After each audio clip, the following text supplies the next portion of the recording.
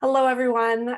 While everyone gets logged on and settled, I want to welcome you to today's webinar, Process Improvement Training 101, presented by Ditto.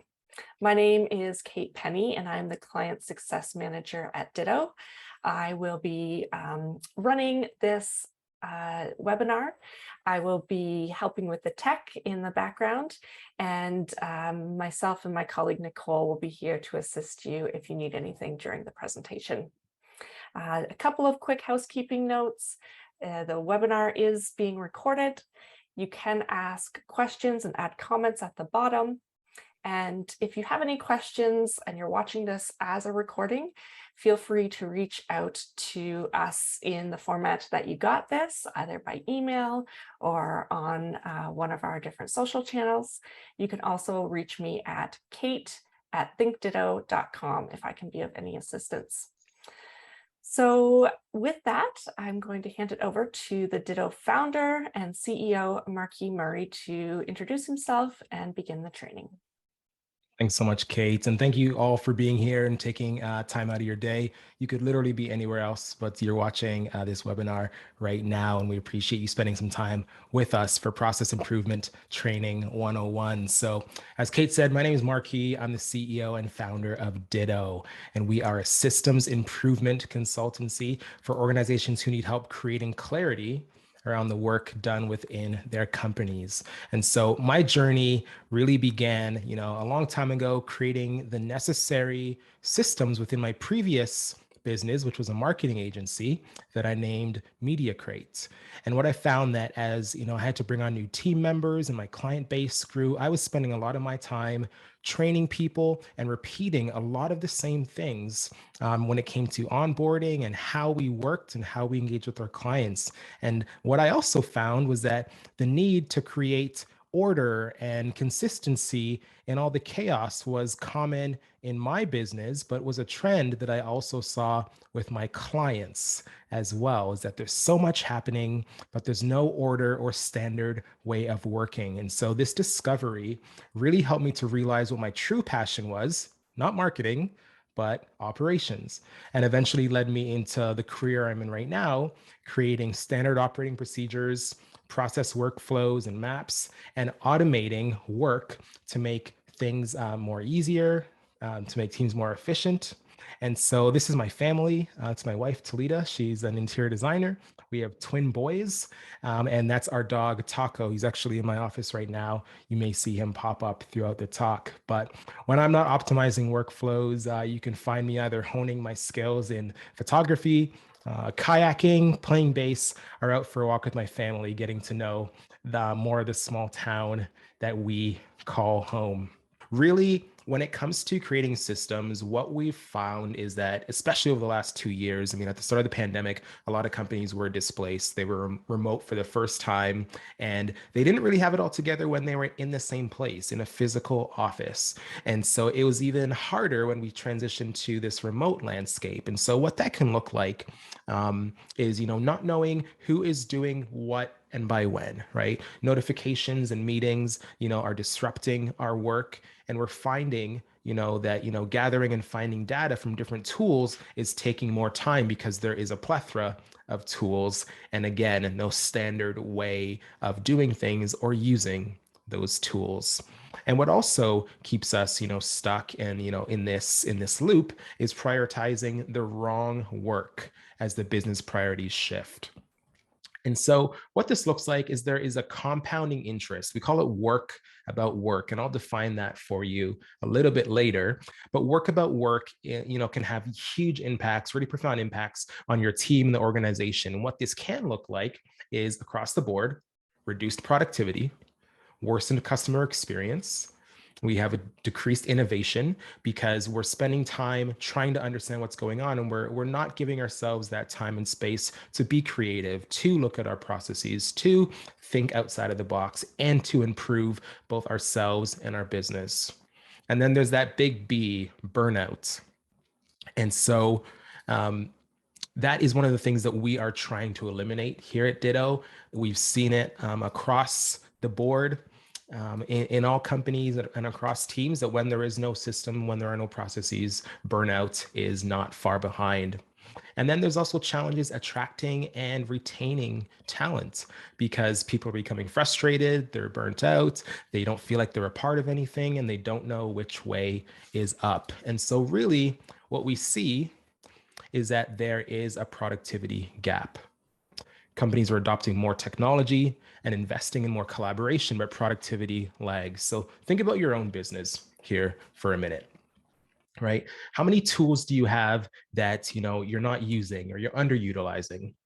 Right? As entrepreneurs or as leaders, we find ourselves having what we call shiny object syndrome, where there's a new tool that is boasting that it can do A, B, and C way better, and you no longer need tools X, Y, and Z. And so we go and we hop on that tool, we get really excited about it, we try and implement it inside of our business, thinking that it's going to fix all of our problems, when really where our problem lies is that we don't have a defined process. Right? At Ditto, though we have certain partners, we are mostly software agnostic. It doesn't matter what tools we use, as long as we all agree what tool we're using, how we're going to use that tool, and how we're not going to use that tool. And so as long as everyone's on the same page, we find that we can actually close these gaps. And so I just want to break down some stats for you here. I love stats. And this survey was taken, or a study was conducted, I should say, in 2017 by Michael Mankins at Bain & Company. And Asana released these numbers. So if you've been following Asana for a while, you've probably seen this already. But in 2017, there was a 60% finding that how we were spending our time at work. And for a lot of us in the corporate space, we're spending about 60% of our time on this work about work, which I will define for you as well. 27% of our time was spent on actual skilled work, the work that we have trained for and studied for and we were hired for to complete. And then 13% of our time was spent on actual strategy and planning. And so 60%, I don't know about you, but that is a massive number, right? That is time that is wasted, that is inefficiencies, that is lost productivity. And all of those things that we mentioned before are contributing to this. And so what's nice is that we've actually seen improvements in this 60% number. And so this year, Asana released their new anatomy of work. This basically updating us on the state of work, remote work specifically, and that number has decreased from 60% to 58%. So we're moving in the right direction when it's coming to eliminating that type of work about work, but there's still lots of improvement that needs to be made there. So just take a look at these numbers for a second. You're probably going to nod your head and think, yep, this sounds like me. If this sounds like you, give me a thumbs up in the chat. If this is you, we're spending about 167 hours in meetings, 352 hours we're talking about this work, maybe planning, maybe going back and forth, but we're not actually making any improvements. 209 hours on this duplicate work because the right hand simply does not know what the left hand is doing. And then 103 hours in unnecessary meetings, right? We've all been in those meetings where, we all agree they could have been an email or a Slack message or a status update in our work management tool of choice. And so that's really what we're trying to impact here. So let's go to the next one, where I'm actually going to define for you what this work about work is and what it looks like. So work about work is really all the activities, that take away from our meaningful, skilled work. So, whether we're doing marketing analysis or coding and development, right? Anything that's outside of that is what this work about work can be defined as. And this can include communicating about work, searching for information, switching between apps, managing shifting priorities, and chasing the status of work. It's all of this mundane, time-consuming stuff that most people just assume comes with the job until we actually get down to it and start assessing where our time is going. And so let's get started. Enough background here. I hope you're all following along. And if this sounds like you, again, just give me a thumbs up in the chat, just so we can know that we're tracking on the same direction. So what we want to address throughout the rest of this webinar is, how to properly plan for a process improvement focus in your company, how to implement some of these changes, and then how to train your team. Because when it comes down to it, properly documented standard operating procedures, or SOPs, as an example, can make the difference between an organized and aligned team or a misguided team. And really, SOPs and documenting and reviewing how we work allows the organization to get on the same page about every aspect of the business as it relates to each individual's position. So I love this here. I'll let you read that quote for a second. Am I the only person who knows this information, and would others benefit from this information, right? Simply put, if you're not making the documentation of your business practices a top priority, you're really setting yourselves up to fail, because the answer to this question, 99.9% of the time, is a resounding yes. Others can benefit from the information that you hold. We call it institutional knowledge, where you have all this knowledge based on your experience and where you've come in your career, but you're the only one. You are the subject matter expert. The goal is not to keep that information to yourself. The goal is to share that information. Okay. And so this is important, because if you don't do that, you'll forever be the person on your team that's answering all the questions, but doesn't have any time to work on the things that really need your attention. And so what we want to start with is auditing our process. So why is auditing our process is important, right?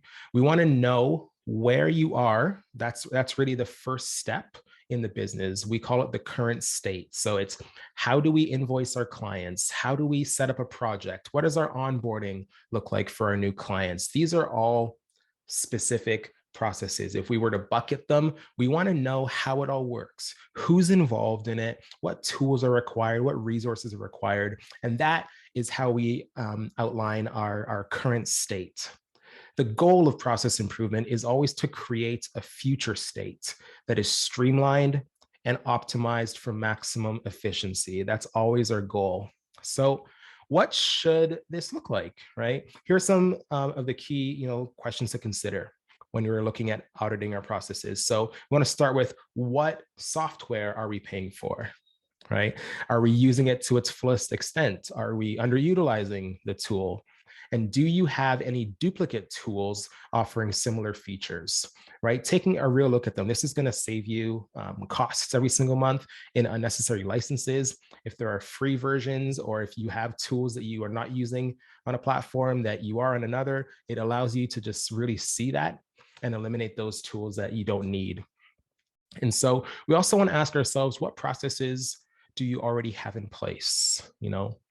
Where is your process documentation, if it exists at all? And how are you organizing those files? Are they, in a Google Drive somewhere that, half the team doesn't have access to? Are you putting them on a notepad on your computer? Do you have a knowledge base for your team where they can go and get this information? We want to be thinking about those kinds of things.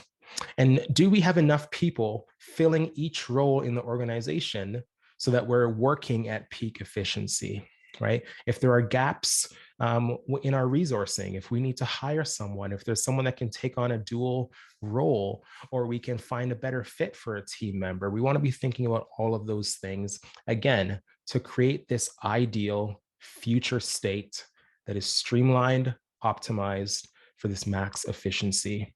And so without answers to these questions, it's hard to really figure out how and where we can improve.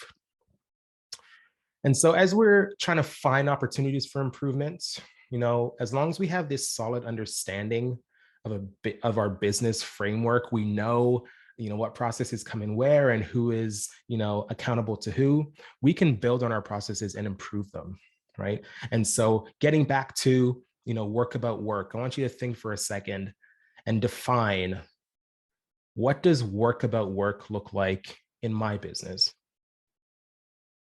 What are the things that are keeping us from actually spending time on that skilled work? That's where you want to start. Make a list of it. Go through it, talk to your team, ask for feedback, get their input on where they feel work about work is impacting the organization, and we start from there. Okay. And then we want to list out, 1 to 2 examples or common bottlenecks or use cases in our business that we can address.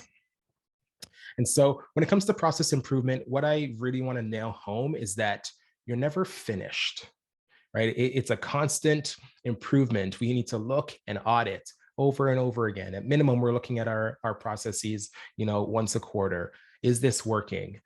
At the end of a project cycle, we finished a website, what worked well, what didn't work well, and what can we use in the future based on our findings to improve how we build websites, as an example. I'm going to put this picture up and I'm going to wait for like 7 seconds so you can take a look at it and just take it in.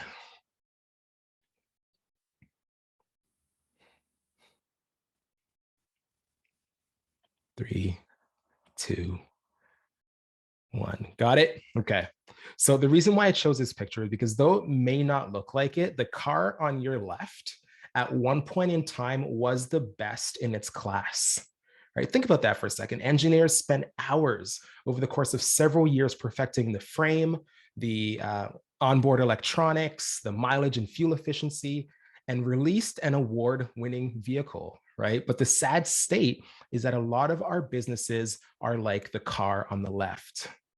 It's tried and true and was great for a time, but it was never meant to last. Right? Because due to the elements, inevitable part recalls, advancing technology, more cost-effective materials, and a gambit of other factors, the VW Jetta needed to be improved, right? The car on the left, can you still drive it today? Sure. Is it the most safe, fuel efficient, or technologically advanced version of the vehicle? No, it's not. That's why the car on the right exists. We know that improvements are necessary and they're there to help us advance. And the bottom line, the thing I want you to take away from this, along with this being a process that is ongoing, the bottom line is that just because it's always been that way, it doesn't mean it's the right way. There's always room for improvement. If you just got little hairs on your arm or goosebumps, I want you to put a thumbs up in the chat. Or if you have a question, if that resonates with you, put a thumbs up in the chat for me. And so I'm showing you this next picture because this is a real life email that I got yesterday or 2 days ago, yesterday, May 31st. I'm in the process of selling and buying a house. My family's relocating. And so this email was sent to my lawyer.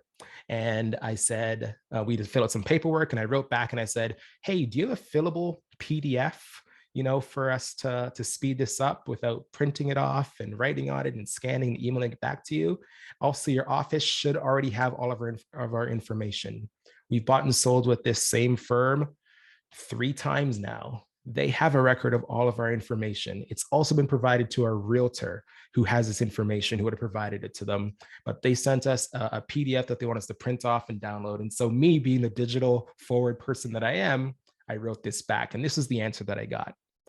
I would not think I do. Sorry, we've been sending these forms this way from the beginning of time. I wish I could make this up, right? So here is a customer giving real feedback, giving them a chance to audit how they do things. I'm sure I'm not the first person that said this, right? If I don't have a printer, what am I going to do? If I can't leave the house, what am I going to do, right? This is a post-pandemic world. Why isn't this digitized just yet? Why hasn't this law firm thought about how to improve their processes?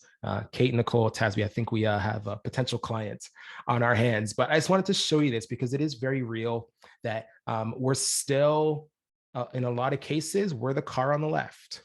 It's always been that way and we're not changing. So if you want to screenshot this, just because it's the way you've always done it, it doesn't mean it's the right way.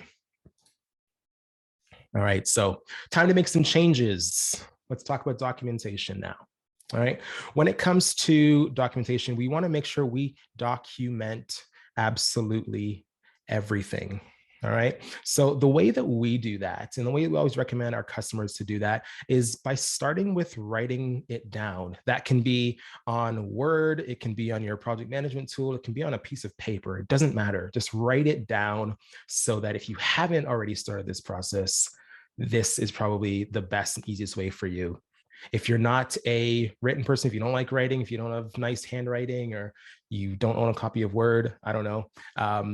Loom is a great tool that we use all the time. And we start by going to loom.com. We're not sponsored, we're not partners yet. And just recording on your screen what you're doing as you're doing it. All right, this is how we create a standard of work. We start with, what does my role look like? What's involved? Who do I interface with on my team? And what opportunities are there to potentially hand this off to someone else? We're creating this process so we can both align our teams, but we can make sure that in our specific roles, we're working on the things that really need the most attention from us. So I always recommend by writing it down. What do you do? What does Monday look like? What does Tuesday look like? What does it look like once a month when you have to prepare that report and export it and reconcile receipts or send an update to someone on your team? What does all of that look like? Define it, write it down, document it, and store it in an accessible place for your team. And this is the best way to keep everyone on the same page. And so just a quick tip to make your SOPs more useful, right? Make sure they're based in, reality, and work closely with the people doing the work to develop that procedure. At Ditto, we're strong believers that the tools, the resources, and the people doing the work should all be in the same place that the work is happening. So that's why we house our SOPs inside of Asana. Everything's documented. We have a video version in Loom. We've listed out the process. We have all of our notes and what's required. And then we always have some screenshots as well. And then we're constantly updating those as tools change, as internal procedures change, and doing our best to keep up with all of that. So I want to talk a bit more about SOPs, but if this is your first time looking at this, so you're not sure what this could look like, I just want to challenge you for a second and just ask if anyone remembers this. And I know I'm dating myself, but I think we're all kind of in the same place right now. But I remember, as a kid, as a teenager, printing off, something from mapquest.com that had the step-by-step, turn-by-turn instructions. Now we just hear it audibly in our cars, but we had to actually print off these step-by-steps and follow them to ensure that we got to where we wanted to go. And so that's really the goal of SOPs, is listing out everything that is included so that we know where we are going and that everyone on our team is really aligned. This is an example of how to drive to your friend's house, right? If you take a quick screenshot of this or you read this, you can really identify. And so the goal of SOPs is really to align the team around how we work, what it looks like, what resources are needed, and what the purpose of that documentation is. All right, so optimizing our processes, right? So to optimize your process, you need to use productivity tools and hopefully decrease the inefficiency and this work about work. So how we do this, we use a project management tool. It's called Asana. If you've been following Ditto for a while now, then that's no secret to you. But a tool like this, whether it's Monday or Trello or Rike or Teamwork, again, it doesn't matter what the tool is, as long as we all agree what the tool is and how we're going to use it, right? Having a work management tool helps you to prioritize your work, helps you to better delegate work. And that delegation piece is key, because that's essentially why we're creating these standards, so that we can assign specific tasks to specific roles so that we can all focus on what we're good at and be in our, what I like to call, zone of genius. And it's not me, it's Gay Hendricks from the book, The Big Leap. But I love that term. Focusing on your zone of genius is such an important thing. And you have to be able to define your processes and delegate effectively for you to be able to reach that state. Using project management tools also helps to keep all of our projects on track, right? It's a no-brainer. We're using tools where we can see checklists, we can see timelines, and we can see what that looks like. And as long as we are continually optimizing how we work, it can impact what that process looks like in the tools that we use. I love this quote here. The biggest room in the world is the room for improvement. I said it earlier, but I strongly believe that, we should always be improving, right? This can be applied in any context within, both our personal and our business lives, right? When we stop improving, that's when, we remain stagnant. And that's when, again, if we think back to that car on the left, we kind of just, get old and rust. We could still work, but we're obviously not performing at peak efficiency. And so an acronym that I've always, followed or kept in mind is MCI. It stands for Measurable Constant Improvement.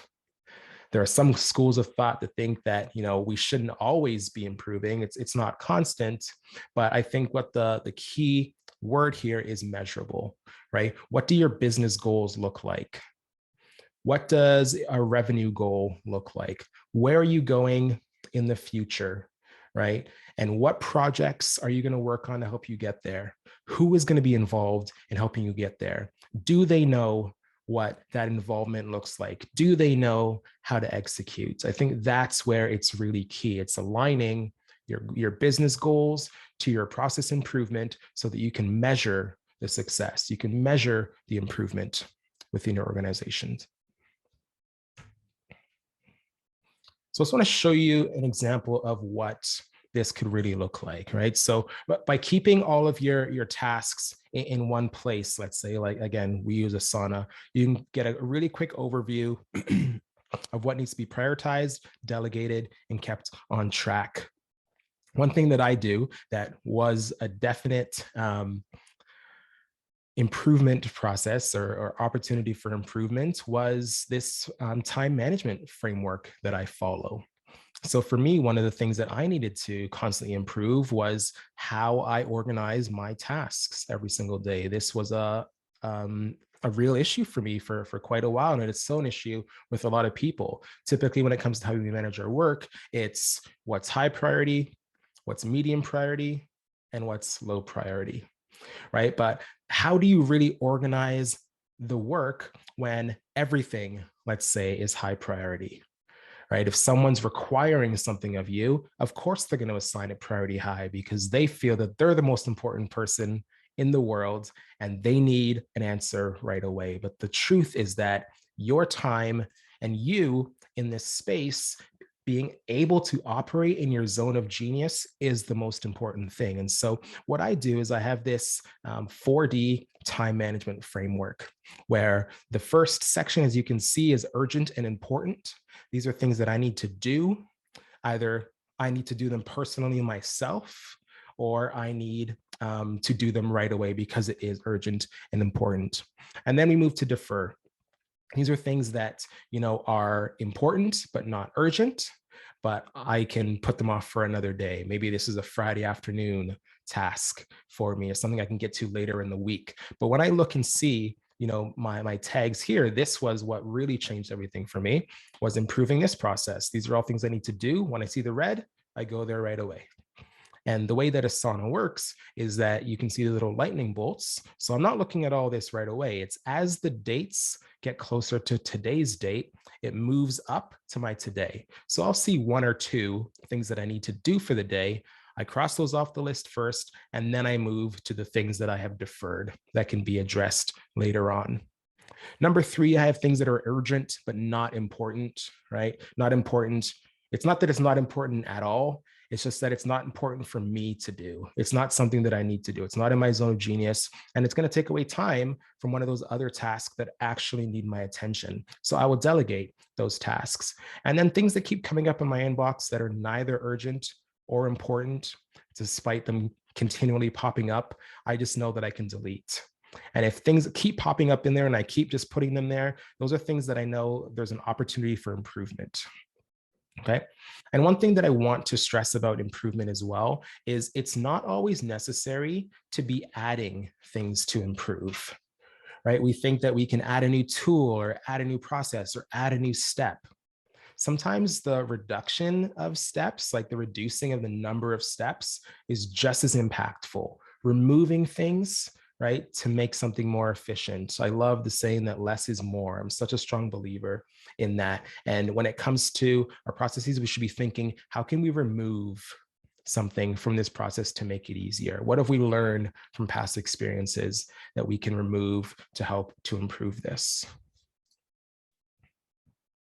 So I want to highlight how we can be intentional with automation, right? So automation is quite a buzzword. And if you're not sure exactly what it means, you can really mix this up, right? But automation is one of those things that you need to be careful with, right? So we want to make sure that we're using automation in a way that's most useful for our business. And that doesn't mean automating everything immediately, right? Without taking the proper steps to, like I said, draw it out or document it, working through things with your team, getting that feedback without actually going through the steps yourself manually first. Another mistake that can happen is we just put it in Zapier. We say, yep, automation is going to handle it for us. We'll open up Zapier and we look through all of the different, triggers and actions, and we spend 3 hours trying to automate something that would actually take us 2 minutes, and it doesn't work. And there are things that we didn't consider, and there's gaps, and there are holes and things that fall through the cracks that we wouldn't have considered because we didn't take the time to first draw it out and consider all the options. And so that's one of the biggest mistakes I often see, is where, like, we rely on our tools, we're relying on automation to fix things for us. But the reality is that oftentimes the computer doesn't know the best way to achieve something, right? It's through trial and error and process improvement and feedback from our team that we really get the best ways of working. So my advice to you is take your time with automation, right? Don't be the person that just throws, a tool or a zap at something. Work through the process. The process is beautiful. Follow the journey, take your time, and trust that process. All right. So when it all comes down to it, we want to think about our team. And some team members of mine are on this webinar today, and they will tell you I'm probably the worst at this. And so I'm still learning myself. There are often times where, as leaders, we feel like we can do it better or we can do it faster. And, being in the position I'm in, I feel like, hey, if I want to do this thing, I'm going to do it. But as the business grows, as you bring more people on to the team, this isn't the case anymore. You can't just make decisions really quickly. You can't just do things on your own. You have to be involving your team. You need to be asking for feedback, and you need to include them in the decision making, because ultimately you're creating all of this, sure, so you can delegate and create some consistency. But if you're just doing it yourself and saying, here, this is how you work now, then where's the innovation? Where's the room to see things through a different lens? Where's the opportunity for your team to get involved and, stretch their brain muscles and, really get involved and be a part of something? So I really want to stress, involve your team as much as you can. I cannot stress that enough. And so just to kind of continue along here, right? We want to focus on keeping up, with our time. We want to be able to make more informed decisions with data, and without involving our team, we don't have a really good perspective on what all that information looks like, what all the data looks like. We feel like we do, but there comes a time where the leader of the business or the team needs to step away, and really quickly, they're no longer the subject matter expert. That's why involving your team is so important, because your team are the ones that are doing it all day, every day, and can see what's happening. If you're the dictator saying this is how we're going to work, again, that doesn't leave much room for innovation. Right. Another reason why we want to involve our team is so we can keep up with projects and make them as profitable as possible. Right. We want to make sure that, we are doing what we can and improving where we need to, so that we can continue to improve and increase our margins. And we also want to include our team in making these decisions and, managing our time and tasks to understand, what the actual workload and capacity looks like of our team. If, again, we are the one creating that structure and saying this is how it should be done and this is how long it should take, right? Again, if you're the person creating that process, you think it's going to take an hour because it takes you an hour, right? But in the real world, when it comes to your team, it may take an hour and a half. It may take 2 hours. So we're getting a false understanding of what the work actually takes to complete because we're so removed from the process as well. And so we really want to, again, resource our team, utilize their insights, and work with them to actually improve how we work. And so we're talking really about buy-in, right? And so we're thinking about, do we have the team's buy-in? Do we have a yes from them? These people that are here that we hired, they're here to help us. They are smart people. They are, they're better than you in most cases in what they're doing. They are the subject matter experts. And so are we getting their buy-in? Do we trust them? And are we training them enough where they feel like they can take the next steps and be autonomous in their decision-making and their implementation? So when it comes to training, this is often overlooked, right? Why is it overlooked? Why do we not, put more attention on this, right? Again, we feel that, because it's always been done this way, that is the best way to do it. And so process improvement strategies and tools can only be properly utilized with the full team's buy-in. And training is just as important as implementation, but it is often the most overlooked part of improvement, right? And so bottom line here is, as as the leader, as the team manager, project manager, whatever your role is, don't feel like you need to do it all yourself. I love this illustration here. I posted this on my Instagram a few weeks ago, but this is so true, right? Like, we have people on our team that we've hired to help us to fill these gaps. And again, ask my team, I'm hopefully getting better at this, but for a long time I wasn't good at this, right? I was the one jumping in, answering questions, doing things that were outside of my role. There was a time most recently where a team member sent me a message, and it was a meme of Kelly Kapoor, the character from The Office. And she said, "I have so many questions for you. First off, how dare you?"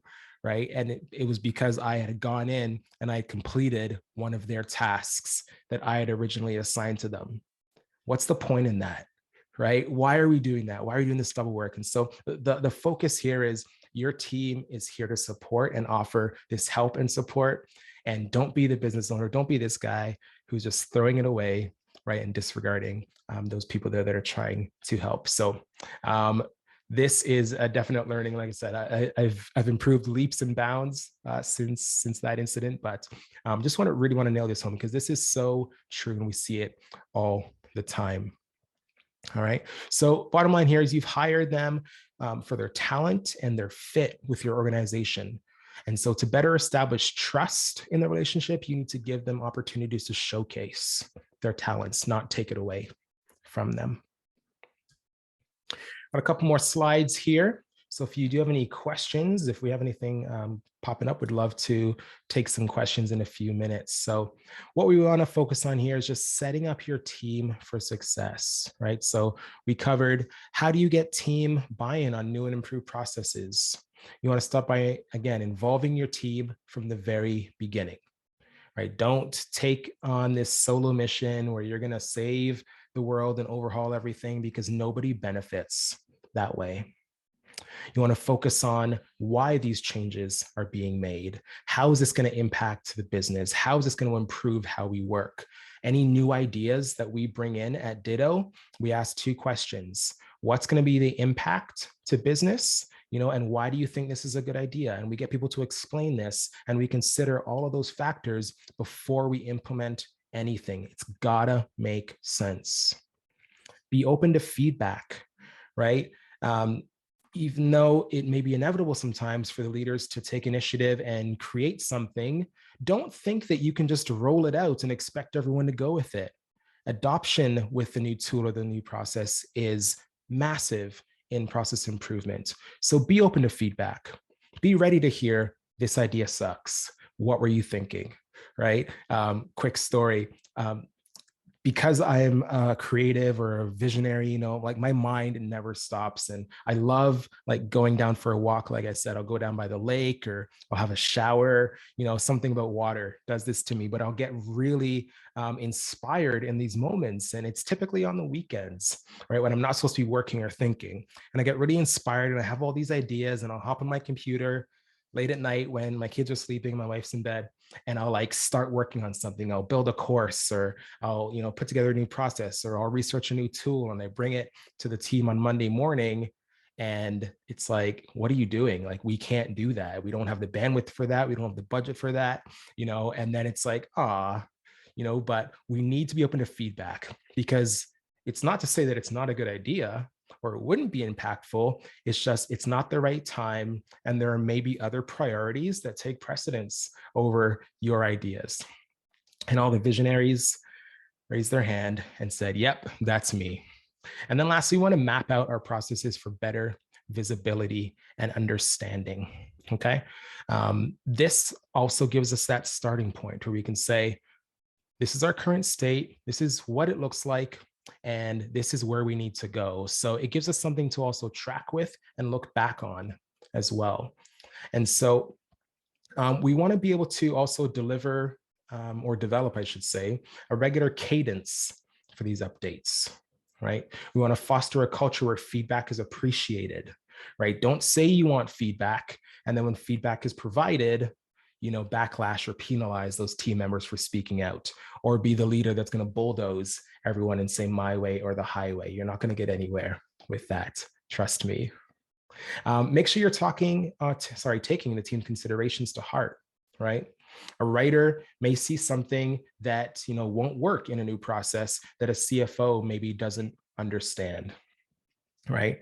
And buy-in also means training. This is so, so important. People need to understand why the process improvements are being made, and employees should receive thorough and regular training on new software processes to make sure it's being used to the fullest.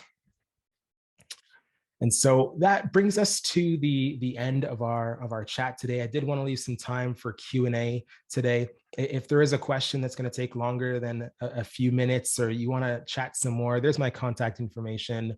You can send me an email. You can follow on social. I always respond. Or if you just want more information, there's our website right there. But simply put, if you're not making the documentation of your business practices a top priority, you're setting yourself up to fail. That, or you'll forever, again, be the person on your team that has all the answers, but no time to work on the things that you need to do, right? So that's really it. I just wanted to drive that home today, and I'll open it up for Q&A. Kate or Nicole, did we get any questions coming through that we can address? The question that I had answered earlier was, is it ever too early to have a consult with Ditto?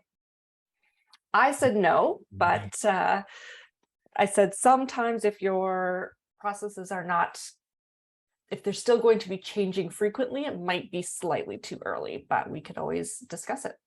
Yeah, that's a great answer. Yeah, it'd be easy to say, no, it's never too early. Come on, we'd love to talk to you. But there's often times where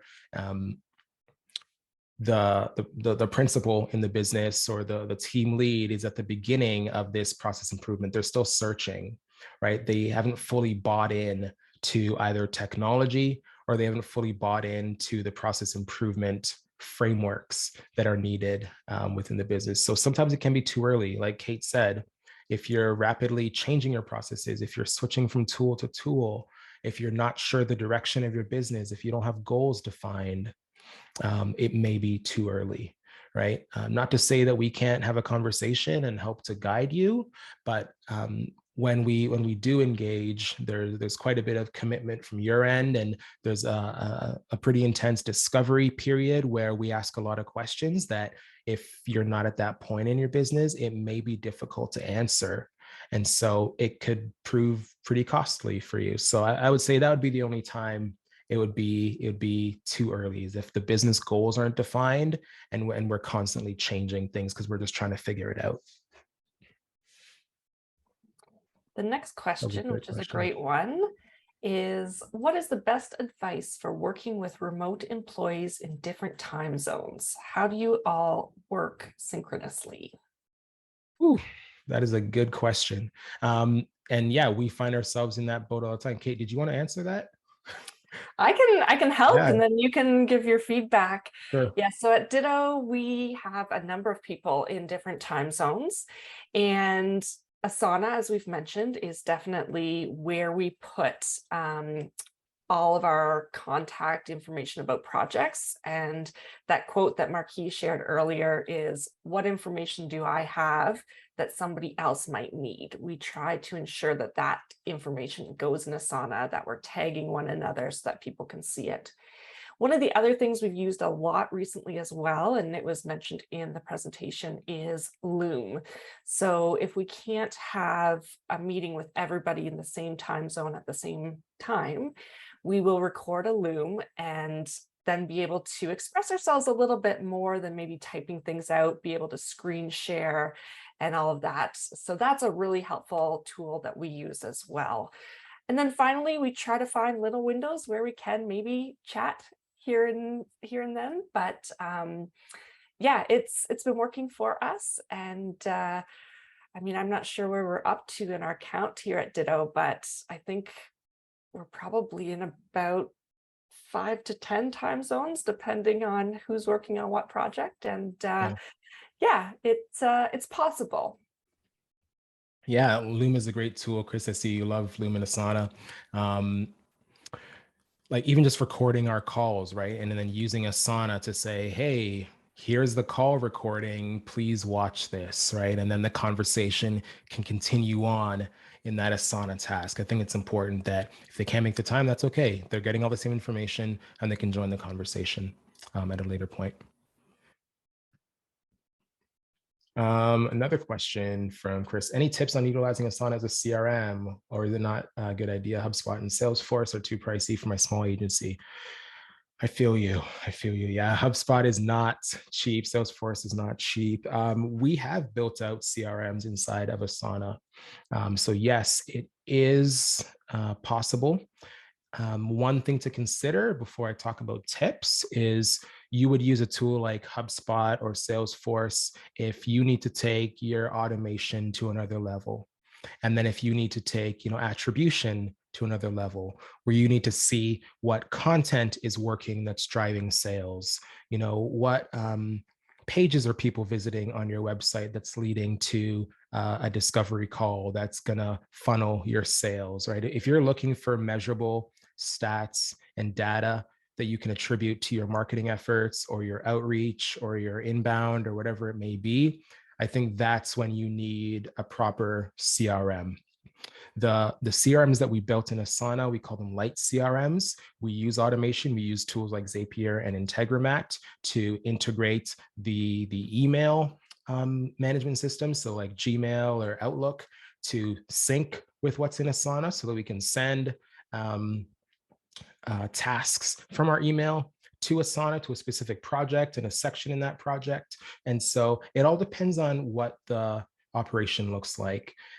Within Asana, there are powerful rules and automation that can make the visibility and the updates of client relationships really, really good. Like you can see everything you need. You can see what stage in the pipeline they're in. You can see when you last interacted with them. You can see if they've paid their invoice. You can see if you need to send a proposal. And so what I would say is, again, start by mapping it out. Don't add in all the automation right away. I would say work through it manually for a few weeks, work out all the kinks, and then it will just kind of come naturally where you'll just say, oh man, I wish this thing that I was doing over and over again, I wish I could automate that. Then you go and you look at and see what rules in Asana can help you to automate it. Then you go and look at Zapier to see what Zaps there are can help you automate that process. So I would just say start slow, right? And really just think about, what am I using a CRM for? Do I need more visibility? Do I need to see activity? Or is this just so I can track the status?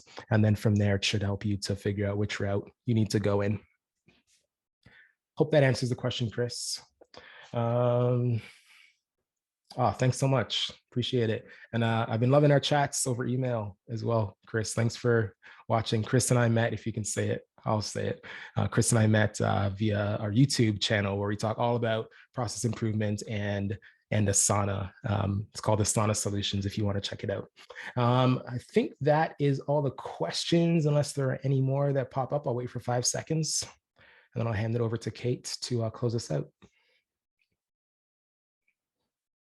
All right. Thanks so much, everyone.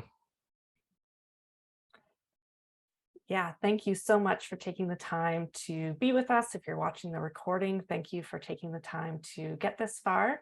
You can see from the chat and from the slide on screen how to contact us. If you still are wondering whether or not we might be a good fit for your business, please do book a Connect call, and you can meet with Marquis or one of our other team members to discuss what we can do to help you.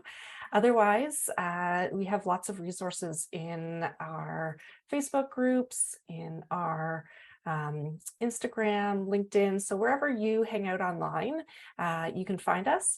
And if you need any assistance with that, just let me know. Again, kate@thinkditto.com.